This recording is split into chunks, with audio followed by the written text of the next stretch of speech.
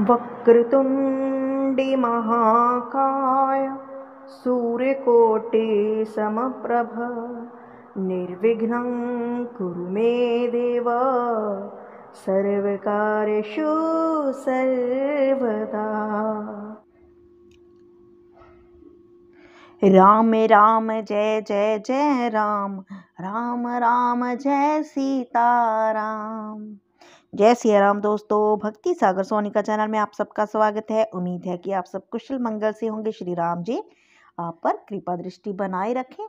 तो हम आपके लिए लेकर आए श्री रामचरितमानस की संपूर्ण कथा, जिसमें हमने पिछली वीडियो में जो कथा सुनी थी उसमें आपने सुना होगा परशुराम और श्री राम का संवाद, जिसमें परशुराम और एक्चुअल में परशुराम और लक्ष्मण जी का ही संवाद था पूरी वीडियो में, क्योंकि उसमें लक्ष्मण जी और परशुराम जी में ही जो भी बात हुई, ज़्यादा वार्तालाप उन दोनों में हुई। और परशुराम जी को लक्ष्मण जी पर बड़ा गुस्सा आ रहा है और श्री राम जी उनको शांत कर रहे हैं और आखिर में युद्ध का माहौल बन गया है। तो आगे चलते हैं और सुनते हैं कि अब श्री राम और परशुराम जी संवाद में श्री राम कैसे परशुराम जी को शांत करते हैं, कैसे उनका गुस्सा शांत होता है। तो आइए कथा आरंभ करते हैं, ज़्यादा देरी ना लेते हुए। यदि अभी तक सब्सक्राइब नहीं किया है तो कृपया सब्सक्राइब जरूर कीजिए। जय श्री राम। बारे बारे मुनि विप्रवर कहा राम सन राम, रामा कहा राम सन राम। बोले भृगुपति सरुष हसी, तहु बंधु समबाम से आवर राम। जय जय राम करो कल्याण सीताराम। श्री रामचंद्र जी ने परशुराम जी को बार बार मुनि और विप्र कहा। तब भृगुपति परशुराम जी कुपित होकर क्रोधी हंसी हंसकर बोले, तू भी अपने भाई के समान ही टेढ़ा है। निपटहि दिज कर जानहि मोई, मैं जस वे पर सुनावहु तोहि।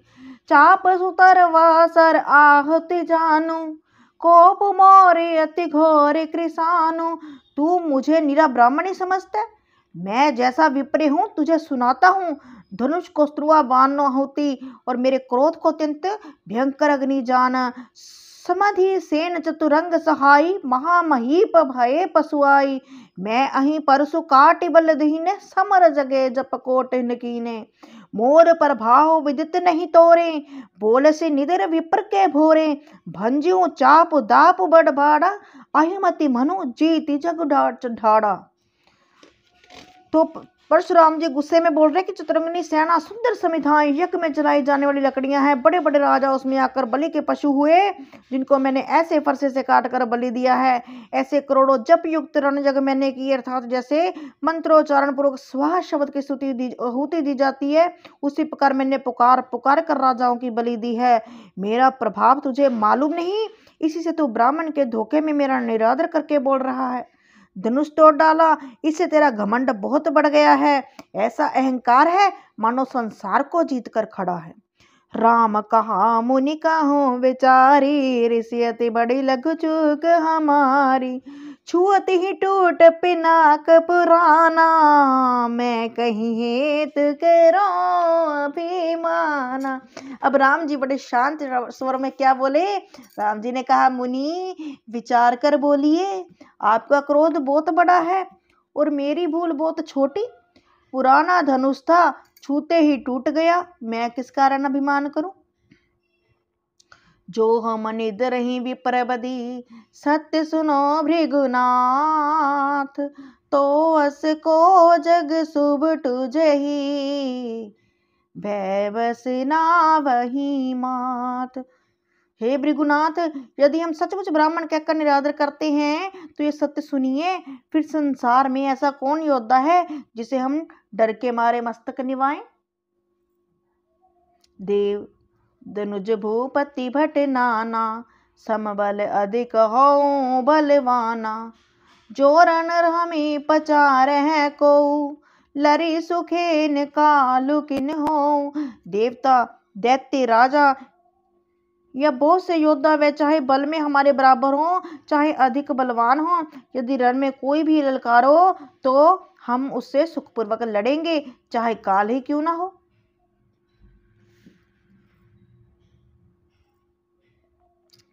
क्षत्रिय तनूधर समरिस काना, कुल कलंकुत ही पावरियाना। कहो सुभाव नकुल ही प्रशंसी, कालहु डरहि नर रघुवंशी। क्षत्रिय का शरीर धरकर जो युद्ध में डर गया, उस नीच ने अपने कुल पर कलंक लगा दिया। मैं स्वभाव से ही कहता हूँ कि कुल की प्रशंसा करके नहीं, कि रघुवंशी रण में काल से भी नहीं डरते हैं। विप्रवंश कहे ऐसी प्रभुताई, अबे होई जो तुम्हें डराई। सुने वृद्ध गूढ़ वचन रघुवत के, उग्र पटल पर सुधर मत के। राम रमापति कर धन ले हूँ, खेचु मिटे मोर संदेहु। दे तू चाप आप ही चली गयूं, परशुराम मन विस्मय भेऊं। ब्राह्मण वंश की ऐसी प्रभुता है कि जो आपसे डरता है वह सबसे निर्भय हो जाता है, अर्थात जो बैर रहित होता है वही आपसे डरता है। रघुनाथ जी के कोमल और रहस्यपूर्ण वचन सुनकर परशुराम जी की बुद्धि के पर्दे खुल गए कि यह कोई साधारण मानव नहीं है। राम रमापति करदन लेहूं।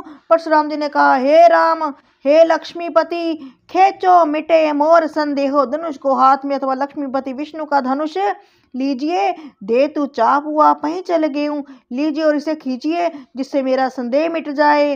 परशुराम मन विस्मय भेऊ। परशुराम जी धनुष देने लगे, तब वह आप ही चला गया। तब परशुराम जी के मन में बड़ा आश्चर्य हुआ, क्योंकि अब परशुराम जी के हाथ में किसका धनुष है? पहले तो शिव का था, जो जनकपुरी में पहुंचा और टूट गया, और अब हमारे परशुराम जी के हाथ में लक्ष्मीपति श्री विष्णु जी का धनुष है। तो इसीलिए वो श्री राम के हाथ में देकर कहते हैं कि लीजिए इसकी चाप खींचिए, ताकि मेरे मन का संदेह दूर हो जाए कि आप नारायण हैं। आना राम पर भाव तब पुलक प्रफुल्लित गात, रामा पुलक प्रफुल्लित गात। जोरे पाने बोले वचन, हृदय न प्रेम मात से आवर। राम जय जय राम। तब उन्होंने श्री राम जी का प्रभाव जाना, जिसके कारण उनका शरीर पुलकित और प्रफुल्लित हो गया। वे हाथ जोड़कर वचन बोले और प्रेम उनके हृदय में समाता न था। अब क्या बोल रहे हैं? वो बोल रहे हैं, जय रघुवंश बनज बने भानु, गहन धनुज कुल दहन कृसानु। जय सुर विपर धेनु हितकारी, जय मदि मोह को हो ब्रह्महारी। विनयशील करुणा गुण सागर, जायते वचन रचनाति नागर। सेवक सुखद शुभं सब अंगा, जय शरीर छवि कोटि अनंगा। जय रघुवंश बनज बने भानु। हे रघुकुल रूपी, कमल वन के सूर्य के राक्षसों के कल रूपी, घने जंगल को जलाने वाले अग्नि, आपकी जय हो। देवता ब्राह्मण और गौ का हित करने वाले, आपकी जय हो। हे मद मोह क्रोध और भ्रम को हरने वाले, आपकी जय हो। विनयशील करुणा गुण सागर, विनयशील कृपाति, गुणों के समुद्र, वचनों के रचनों में अत्यंत चतुर, जयति वचन रचना अति नागर। सेवक सुखद सुभग सब अंगा, आपकी जय हो। हे सेवकों को सुख देने वाले, जय शरीर छवि कोट अनंगा, आप अंगों सुंदर और शरीर में करोड़ों कामदेवों की छवि को धारण करने वाले, आपकी जय हो।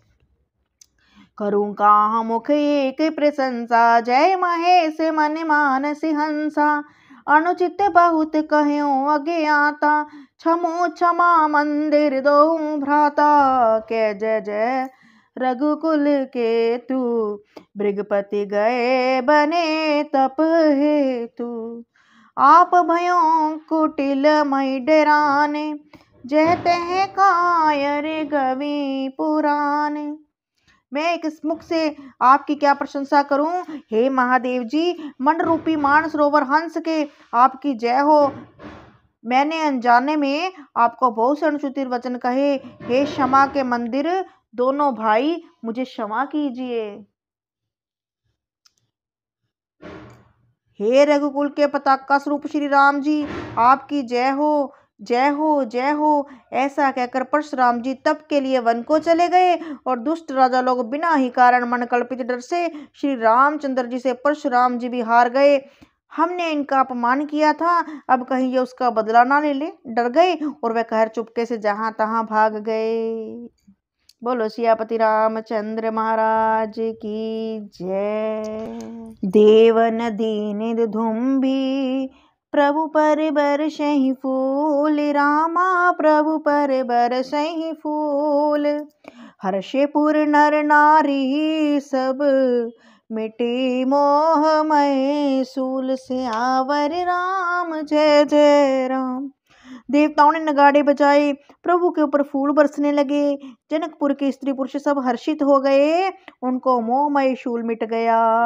अति गह गहे बाजने बाजे, सब ही मनोहर मंगल साजे। जूत जूत मिली सुम के सुनाइनी, करही गाने कल कोकिल बहनी। खूब जोर से बाजे बजने लगे, सभी ने मनोहर मंगल सा सजे। सुंदर मुख और सुंदर नेत्र वाले तथा कोयल के समान मधुर बोलने वाली स्त्रियां झुंड की झुंड मिलकर सुंदर गान करने लगी।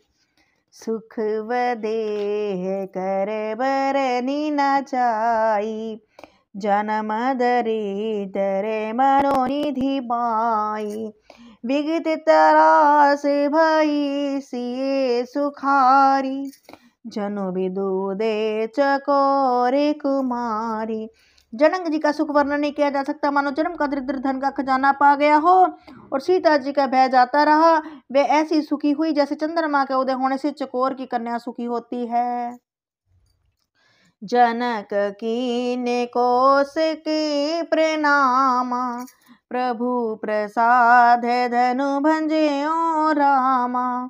मोहि कृत्य कृत्य किनि दो भाई, अब जो उचित सो कहे गोसाई। जनक जी ने विश्वामित्र जी को प्रणाम किया और कहा कि प्रभु ही कृपा से श्री राम जी ने धनुष तोड़ा है, दोनों भाइयों ने मुझे कृतार्थ कर दिया स्वामी, अब जो उचित हो सो कहिए। कह मुनि सुनो नरी नाथ प्रभीना, रहा विवाहु चाप धीना। टूटते ही धनो भयो विवाहु, सुर नरे नाग विदित सब काहू। मुनि ने कहा, चतुर नरेश सुनो, यूं तो विवाह धनुष के अधीन था और धनुष के टूटते ही विवाह हो गया। देवता मनुष्य और नाग सब किसी को यह मालूम है, तदपि जाई तुम्हें करूं अब जथा वंश व्यवहारो। बूझे विप्र कुल वृद्ध, गुरु वेद विदित आचारु। तथापि तुम जाकर अपने कुल के जैसा व्यवहार करो, ब्राह्मणों कुल के बूढ़ों और गुरुओं से पूछकर और वेदों में वर्णित जैसा आचार हो वैसा करो। दूत अवधपुरी पठवहु जाई, आनहि नृप दशरथ ही बुलाई। मोदी तिराऊं कहीं भले कृपाला, पठे दूत बोले तेहि काला। बहुरी महाजने सकल बुलाए, आए सभी सादर सिर नाए।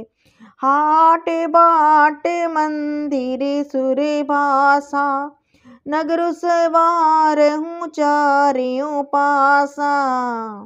नगर सवार हूँ चारियों पासा। जाकर अयोध्या दूत भेजो जो राजा दशरथ को बुला के लाए। राजा ने प्रसन्न होकर कहा कि हे कृपालु, बहुत अच्छा। उसी समय दूतों को बुलाकर भेज दिया। फिर सब महाजनों को बुलाया, सबने आकर राजा को आदरपूर्वक सिर नवाया। राजा ने कहा, बाजार, रास्ते, घर, देवालय और सारे नगर को चारों ओर से सजा दो। क्यों? क्योंकि मेरे सीताराम का विवाह होने वाला है। अब सीता का विवाह होगा और अयोध्या जी से बारात आने वाली है। हर्ष चले निज निज ग्रह आए, पुनि परिचार के बोली बैठाए।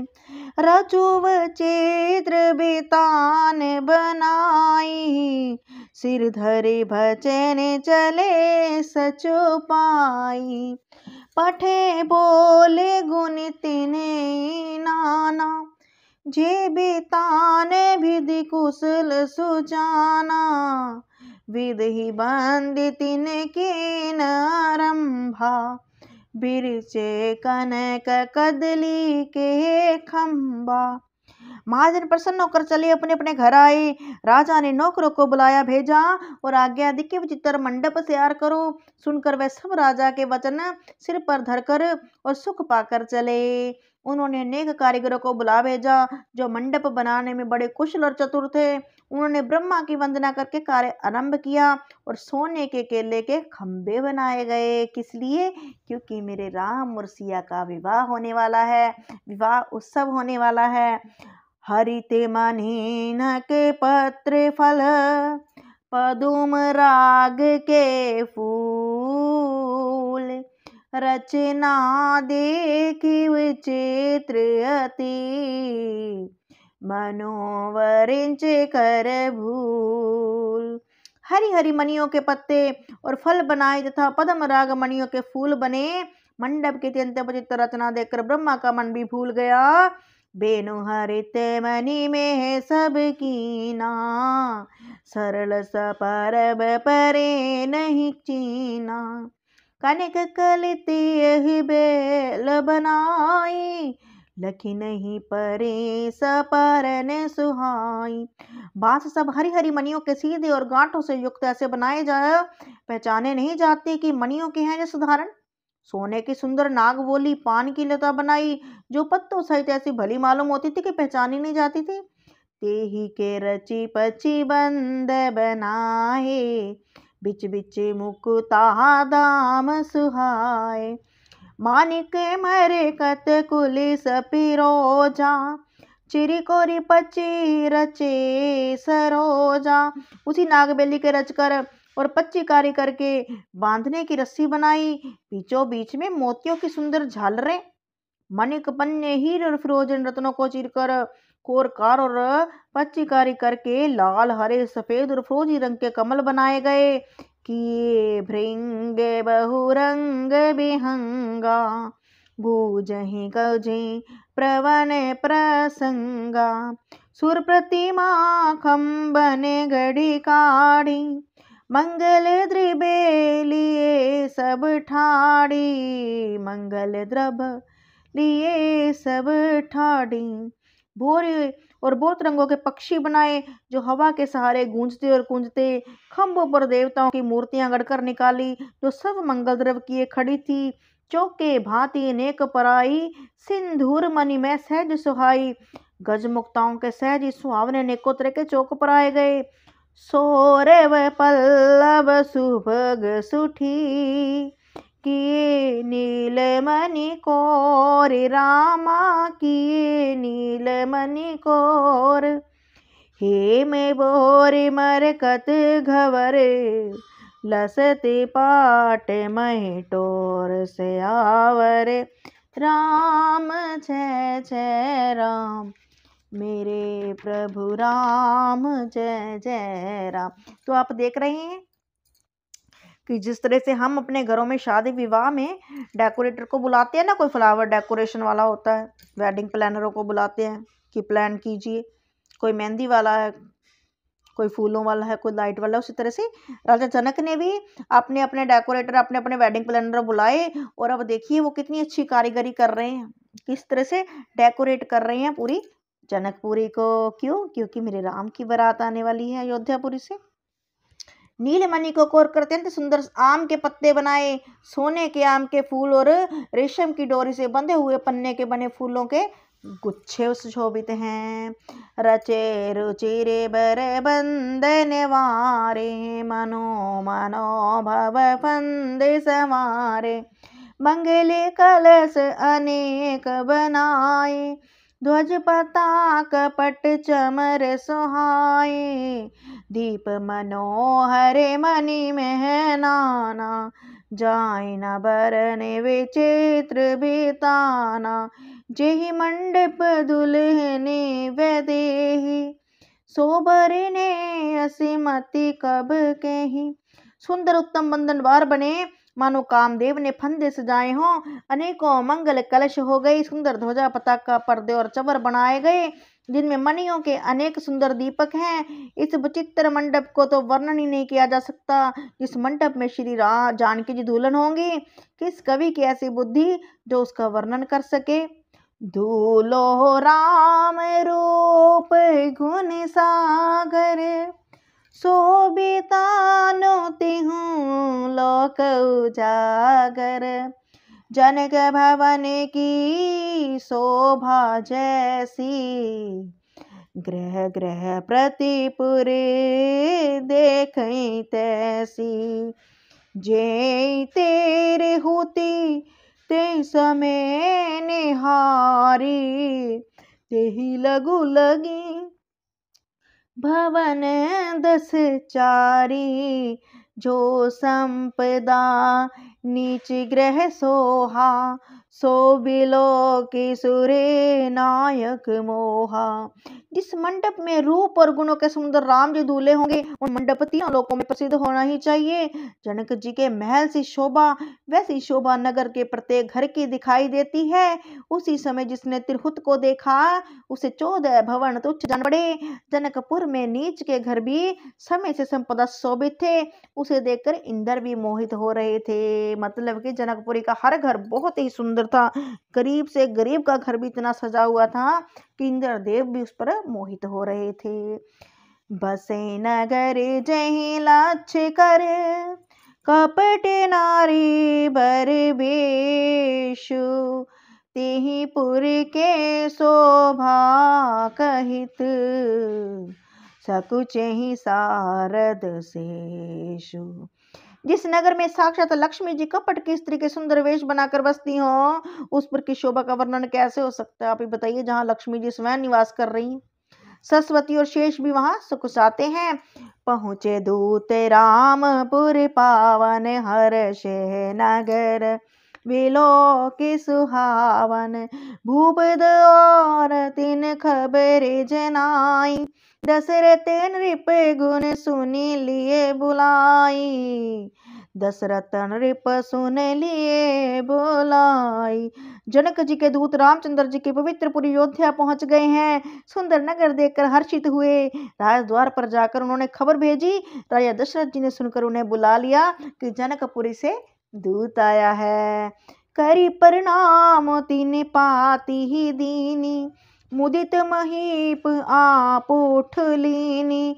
बार विलोचन बाजत पाती, पुलक गाते आए भरे छाती। दूतों ने प्रणाम करके चिट्ठी दी। प्रसन्न होकर राजा ने स्वयं उठा लिया। चिट्ठी बांटते समय उनके नेत्रों में जल भर आया, सिर पुलकित हो गया और छाती भर गई कि आह, मैंने तो अपने राम लखन को विश्वामित्र की सेवा के लिए भेजा था, और ये गुरुदेव की कैसी कृपा हुई विधाता कि आज विवाह का प्रस्ताव आ गया। मेरे दशरथ जी बहुत ही खुश हो रहे हैं उस पत्र को पढ़कर, जिसने सोचा ना हो, कामना ना हो, और सामने रिश्ता विवाह है मेरे राम का, और ऊपर से राम से इतना प्रेम मेरे दशरथ का। राम लखन उर कर बर चिट्ठी, रह गए कहत न खाटी मीठी। पुने धर धीर पत्रिका बाची, हर्षि सभा बात सुन साची। खेलत रहे तहाँ सुधि पाई, आए भरत सहित हित भाई। पूछते अति सने सकुचाई, तात कहाँ ते पाती आई। हृदय में राम और लक्ष्मण हैं, हाथ में चिट्ठी, राजा उसे हाथ में लिए हुए गए। खट्टी मीठी कुछ भी कह सके। फिर धीरे धीरे कर उन्होंने पत्रिका पढ़ी। सारी सभा सच्ची बात सुनकर हर्षित हो गई। भरत जी अपने मित्र और भाई शत्रुघ्न के साथ खेलते थे, समाचार पाकर वहां गए। बहुत प्रेम से सकुचाते हुए पूछते हैं, पिताजी चिट्ठी किसकी आई है? चिट्ठी आई है, चिट्ठी आई है। तो कुशल प्राण प्रिय बंधु दो, अहीं कहाँ कहीं देश रामा, अहीं कहाँ कहीं देश। सुनी स्नेह साने बचन, बाँचे बहरी नरेश, सियावर राम जय जय राम। हमारे प्राणों से प्यारे दोनों भाई कहिए कुशल से तो हैं, किस देश में हैं। स्नेह से सने ये वचन सुनकर राजा ने फिर से चिट्ठी पढ़ डाली, क्योंकि खुश है ना, बार बार पढ़ेंगे आज तो। सुन पाती पुल के दो भ्राता, अधिक स्नेह समात न गाता। प्रीत पुनीत भरत की देखी, सकल सभा सुख लयो विशेषी। चिट्ठी सुनकर दोनों भाई पुलकित हो गए। स्नेह इतना अधिक हो गया कि वह शरीर में समाता नहीं। भरत जी का पवित्र प्रेम देखकर सारी सभा ने विशेष सुख पाया। तृप नृपदूत निकट बैठा रे, मधुर मनोहर बचन उचारे। भैया कहो कुशल दो बारे, तुमने के निज नैन निहारे। तब राजा दूतों को पास बैठाकर मन के मारने वाले मीठे वचन बोले, भैया कहो दोनों बच्चे कुशल से तो हैं, तूने तो अपनी आंखों से देखा है मेरे राजकुमारों को, बहुत दिन हो गए ना। उस समय वीडियो कॉल तो थी नहीं कि भगवान श्री राम को देख लिया हो दशरथ जी ने। तो वो दूत से पूछ रहे हैं कि मेरे बच्चे कुशल से हैं ना। श्यामल गोर धरे धनु माथा, भय किशोर कौशिक मुनि साथा। पहचानो तुम कहो स्वभाव, प्रेम विवश पुनि पुनि कह राऊ। सांवली और गोरे शरीर के वे धनुष और तरकस धारण किए रहते हैं। किशोर अवस्था है, विश्वामित्र मुनि के साथ हैं। तुम उनको पहचानते तो हो, उनका स्वभाव बताओ। राजा प्रेम के विशेष वश होने से बार बार इस प्रकार पूछ रहे हैं। जहाँ दिन ते मुनि गए लवाए, तब ते आज साच सुधि पाई। कहो विधि कवन विधि जाने, सुनि प्रिय वचन दूत मुस्काने।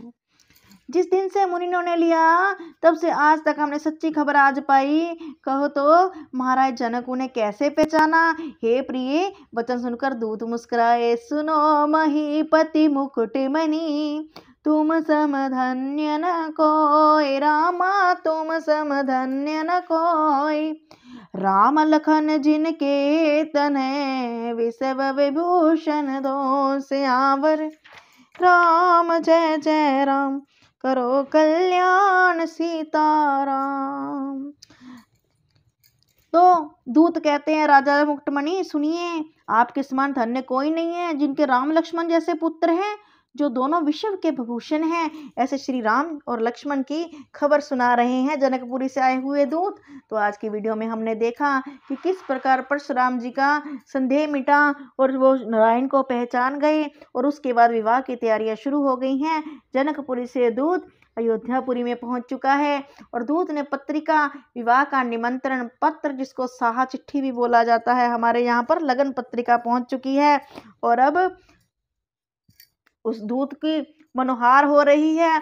दूत से बार बार चिट्ठी लेकर पढ़ी जा रही है। अब आगे देखेंगे कि ये चिट्ठी रनिवास में भी जाएगी, राजा दशरथ अपनी रानियों को भी सुनाएंगे, और किस प्रकार अयोध्या से बारात जनकपुरी में जाएगी। तो ये कथा सुनने के लिए बने रहिए हमारे साथ। हमारी नेक्स्ट वीडियो जरूर देखिएगा। तो यदि आपको भी इस कथा का आनंद आ रहा हो तो एक बार जय श्री राम जरूर लिखिएगा। जय श्री राम। धन्यवाद।